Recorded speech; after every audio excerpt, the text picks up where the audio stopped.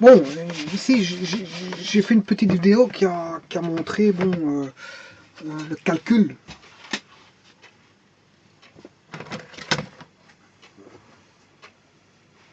Les déterminants d'une matrice triangulaire supérieure. Voilà, par une petite démonstration. Mais ici, maintenant, je vais le faire par la définition des matrices et vous prouver que pour une triangulaire supérieure, A11, A12, A1, 3 petits points, A1, N, A21, A22, A23, 3 petits points, A2N, 3 petits points, AN1, AN2, AN3, 3 petits points, ANN. Voilà, alors ça c'est une matrice quelconque, je vous le dis tout de suite. Voilà, mais maintenant pour avoir une matrice triangulaire supérieure, il faut que en dessous de la diagonale, A11, A22, A33, ben, toutes les valeurs en dessous soient nulles.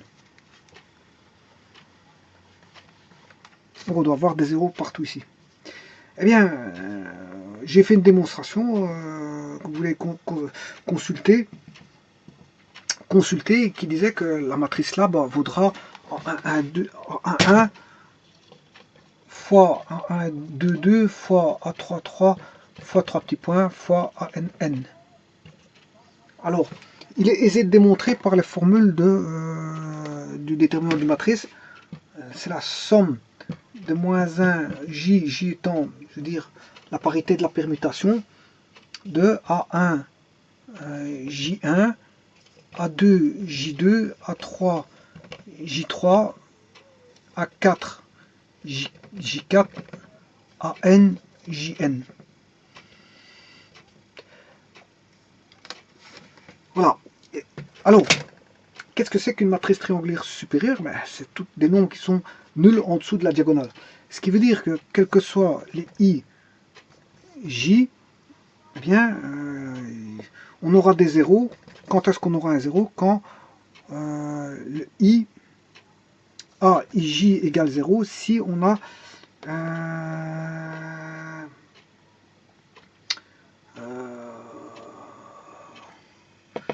ici, si je prends l'élément ici, ce sera le A2, non, A1, 2. Première ligne, non, deuxième ligne, première colonne. Voilà. Quand on aura le I plus grand que le J. Quand on a le I plus grand que J, AIJ vaut 0.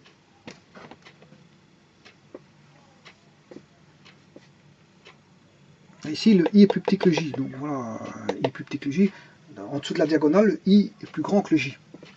On aura, dans ce cas-là, quand le I est plus grand que le J, il vaut 0. Bon. Et par la définition ici, ça constitue quoi? Le I plus grand que le J, ben, c'est quand vous aurez les J1, J2, J3, J4, Jn, on s'en fout de la parité de la permutation. Et dans ce cas, pour cette démonstration-là, la parité de la permutation, vous allez voir qu'elle va vite tomber à cause voilà, des zéros que ça va introduire. Alors, on aura toujours des zéros.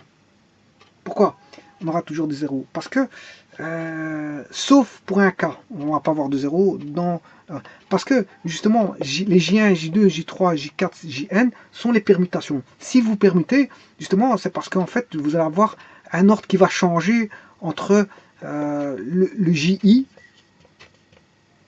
et un I quelconque. Et si l'ordre il change par rapport au fondamental, ben, ça veut dire quoi? Ça veut dire que la valeur ici, si vous permutez, voilà, et que la valeur JI est plus grande, enfin je m'excuse, mais je m'exprime mal. J1, J2, J3, J4, Jn sont les permutations. Voilà, ce sont les permutations. Du fondamental 1, 2, 3, 4 jusqu'à N. Mais le 1, 2, 3, 4, c'est le fondamental lui-même, donc il ne bouge pas là. Voilà. Ce qui veut dire que si vous faites une permutation,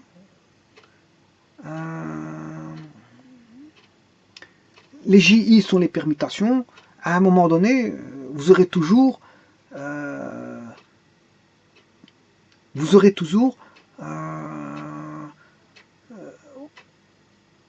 si j'ai le fondamental ici, 1, 2, 3 jusqu'à 4, jusque n. Là, qu'est-ce qu'on a?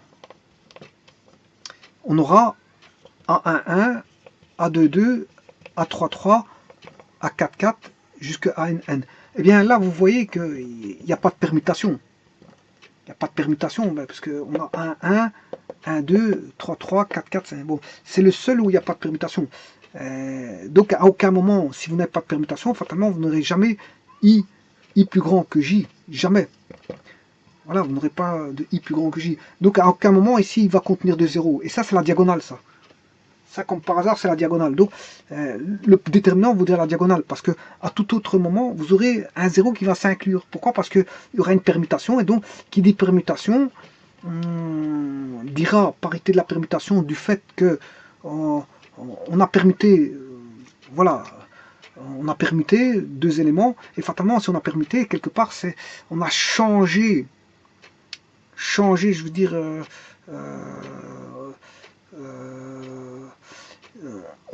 il y aura une valeur qui va être plus grande que l'autre, c'est ça que je veux dire. Ah, si on permute, par exemple, si je prends, je peux vous le montrer au travers d'un exemple d'une 3-3, vous allez vite comprendre ce que je tente de vous expliquer. Parce qu'il faut l'énoncer clairement, mais bon, je n'arrive pas à l'énoncer clairement, mais je vais vous le montrer au travers d'un exemple. Une 3-3. Je prends une matrice calcul A11, A12, A13, A21, A22, A33, A23, A31, A32, A33. Première ligne, deuxième ligne, troisième ligne, première colonne, deuxième colonne, troisième colonne. Voilà. Bon, c'est une matrice triangulaire supérieure, c'est-à-dire que en dessous de la diagonale, j'ai des zéros. Où est la diagonale? Mais la diagonale est ici. Alors, regardez bien. Si je prends par les formules de matricielles, j'aurai A1, 1, 2, de la formule classique de la matrice, j'aurai 1, 1, 2, 3, 1, 2, 3, 1, 2, 3, 1, 2, 3, 1, 2, 3. J'ai 6 permutations possibles. Hein. Factoriel de 3, c'est fait qui fait 6. J'ai une 3, 3. N fois N. 3 lignes, 3 colonnes. Donc c'est factoriel de 3, ça fait 6 permutations possibles. Donc 1, 2, 3, 4, 5, 6. Voilà. Alors là, on a les permutations, ce sera 1. D'abord, je commence avec le fondamental, qui est la diagonale, quelque part. Là, j'aurai 1, 3, 2. Là, j'ai permuté. 1, 2, 2, 3, 3. 2, 1, 3, 2, 3, 1, 3, 2, 3, 1, 2 et 3, 2, 1. Alors, voyez bien quelque chose. Bon, là, il y a une parité de permutation. Hein. Voilà, il y a une parité, je m'en fous du signe, parité de permutation. Là, il y a une parité de permutation qui va donner un signe plus ou moins. Parité de permutation, parité de permutation, parité de permutation, parité de permutation. Ici, il n'y a aucune permutation, je peux vous dire que c'est plus. Voilà, c'est plus. Les autres, on s'en fout parce que je vais vous prouver que ça fait 0. Regardez bien. Alors, ici, on a 3, 2. Le I est plus grand que le J. Donc, ça veut dire que si on a I plus grand que J, ben, si I est plus grand que J, A, I, J vaut 0. Puisque c'est une matrice triangulaire supérieure. Et là, c'est le cas ici. Dans la permutation ici. Ici, on a 1 et 2. Voilà, ici, on a un 0. Là. A de 1 est un 0. Parce que le I est plus grand que le J. Là, on aura A3, 1. Il peut en avoir un ou plusieurs qui sont plus grands que J. On peut avoir plusieurs zéros, hein, c'est ça que je veux dire. Là, on a le 3 qui est plus grand que le 1. Là, on a le 3 plus grand que le 2. Ça suffit pour avoir un 0. Et là, j'ai le 3 plus grand que le 1. Donc voilà une succession de zéros. J'ai des zéros partout. J'ai des zéros partout. Et c'est valable pour n'importe quel type de matrice. Je voulais le faire avec une matrice 3 x 3 pour vous prouver que le déterminant, je m'en fous de la parité de la permutation, c'est les plus et moins, parce que elle constitue, tout ça est une somme de 0, ce qui fait 0. Donc en fait, la réponse sera 1 fois 1, 2, 2 fois 3, 3. Maintenant, je vais vous le prouver par la technique, comment est-ce qu'on appelle ça, de Sarus. Regardez bien. A1, 1, 0, 0, A1, 2, A2, 2, 0. Bon, là, ça fait A1, 1 fois A2, 2 fois A3, 3. Voilà, je vais me faire la multiplication de la diagonale. Maintenant, ici, on a 0, 0, 0, 0 et 0. Je vous avais bien dit, il y avait des 0 partout. Donc, la réponse, c'est ceci. Maintenant, cas particulier, si j'ai ceci,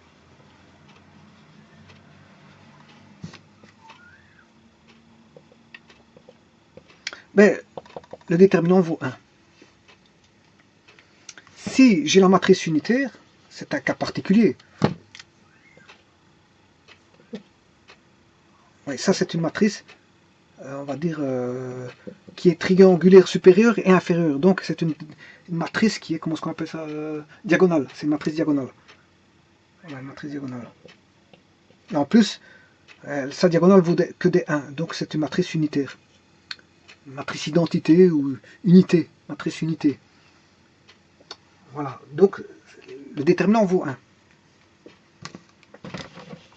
Ce déterminant-là vaut 1. Maintenant, si j'avais fait ceci, ce déterminant, il vaut aussi 1. Maintenant, si j'avais fait ceci,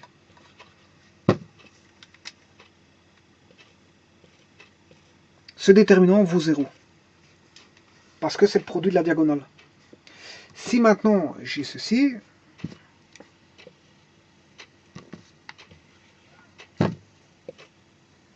eh bien, oui, ici c'est évident parce qu'on a deux.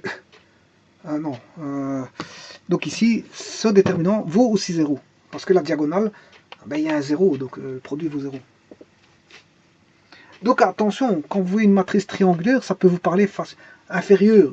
Ici c'est une inférieure, hein, parce que les valeurs de 0 sont au-dessus. Quand les valeurs de 0 sont au-dessus, c'est une inférieure. Quand les valeurs de 0 sont en dessous, c'est une triangulaire supérieure.